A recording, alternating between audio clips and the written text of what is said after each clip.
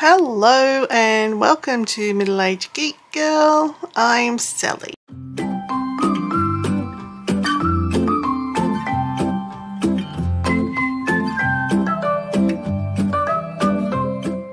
Here are the kits that I found whilst going through my old cross-stitch supplies box. I hadn't looked in that for a while, and I found 6 kits that I haven't even started yet.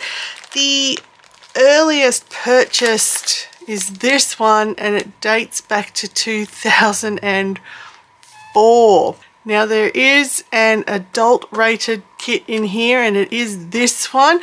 I will do my best to blur out any of the adulty parts so you can't see it, but I will still be talking about it as it's an awesome kit. So let's start with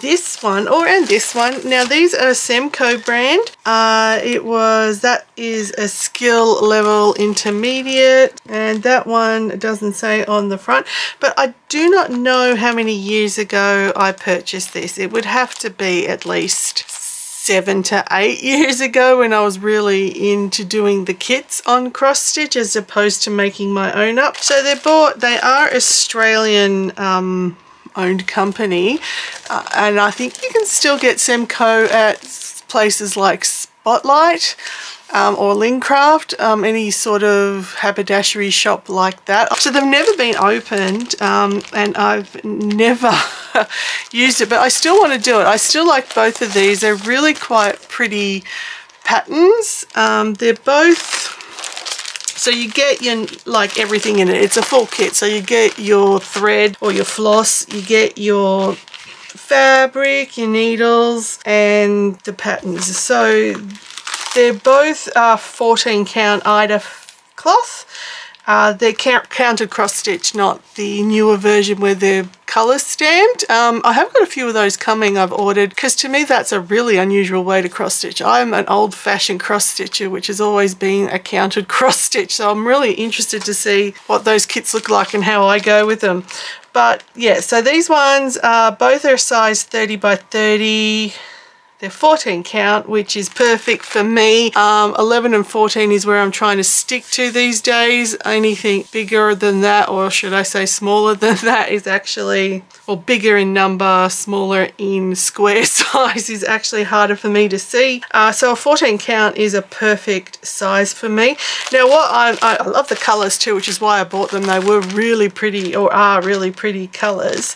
So they're still, the good thing with these is they don't age. Even if your fabric discolors a little bit, you can always wash it. These have not discolored, so everything is going to be perfect when I get to doing these ones. But what I plan to do with them, which I wouldn't have planned to do at the time of purchasing them because I was a bit more pure of mind back then, but not now, is definitely remove these center panels, or even a bit more if I need to remove a bit more, and still have this as it was intended to be on both of these, and have a nice swear word along there. Some of you may go, why, just leave it as it is, but that's me. I like to personalize things, and for me it's swear words. That's just the way it is, and that's what I like about, even if you buy pre-existing kits, you can customize them or personalize them for the way you like things, which is the way I like things now. I know that's not everybody's taste.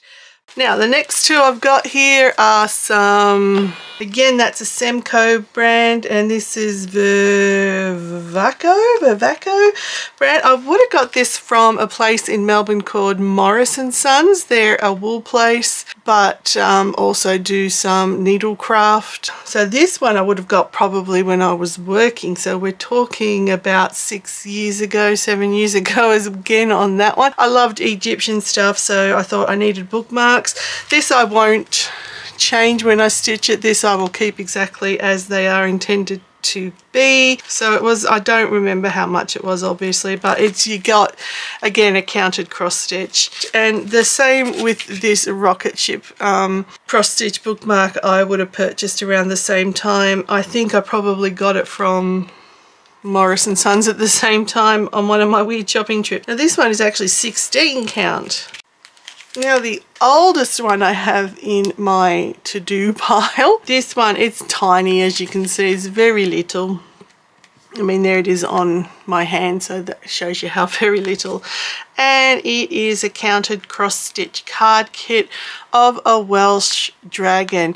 Now this was bought in Wales. It doesn't say what size, but it looks like it's quite tiny. Ada there, but it's got your fabric, your thread, your needle, and your instructions. Yeah, now this was bought, although it's made in Scotland, that's funny.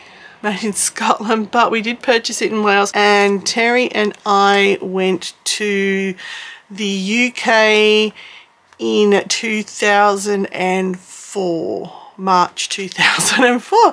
So this is 17 years old, approaching rapidly 18 years sitting and waiting to be done. Yeah, never give up on your whips, people. It's not even a whip, I haven't even started it. So never give up on your piles of to-do, because you will get there eventually. I'm hoping to get this done very soon for him.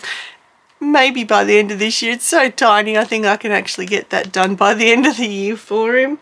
So yeah, that's just, I just find that hilarious that I found it in that stash and gone, oh my god, this, because it's little, it got lost under lots of blank stuff, and that's my excuse and I'm sticking to it.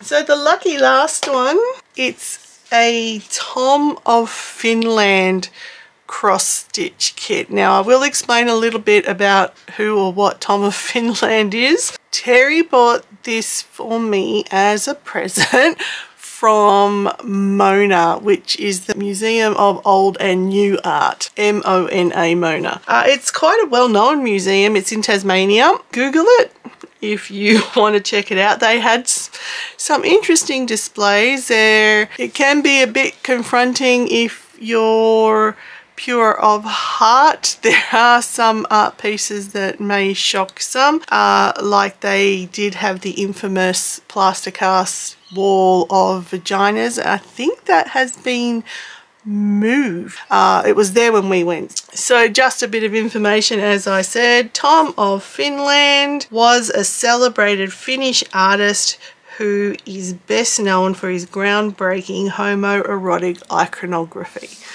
Toku Laaksonen, which I know I've butchered that because I can't say Finnish names properly, but he was born in 1920 and died in 1991. So, and pixels are back. So yeah, this image is called Shipwrecked, and it is a counted cross-stitch kit. And you get everything you need in it. You've got your needles, your thread. It's 11 count Ada and instructions. So it's saying it's good for all levels of ability of cross stitch, and the design measures 23 by 33.5 centimeters with a 6 centimeter border.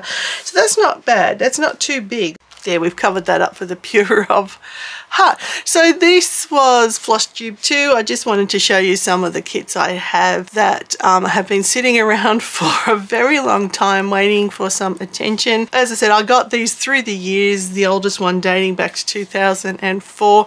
This was when I was very big on doing kits as they were intended, and not looking at doing my own version of cross stitch, which is the stuff I showed you on FLOSSTUBE 1.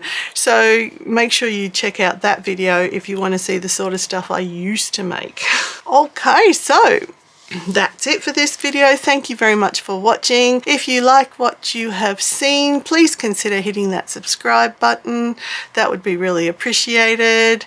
And if you're a returning viewer, thank you very much for coming back and watching more, or braving more, should I say. Please hit that notification bell so you're up to date when I have released my latest video. Leave me a comment down below on what you think of these kits. Are they the sort of thing you would cross stitch, and are you like me? Would you cross stitch as they're intended, or with the idea of looking to personalize or change them like I'm going to do with these flowery kits?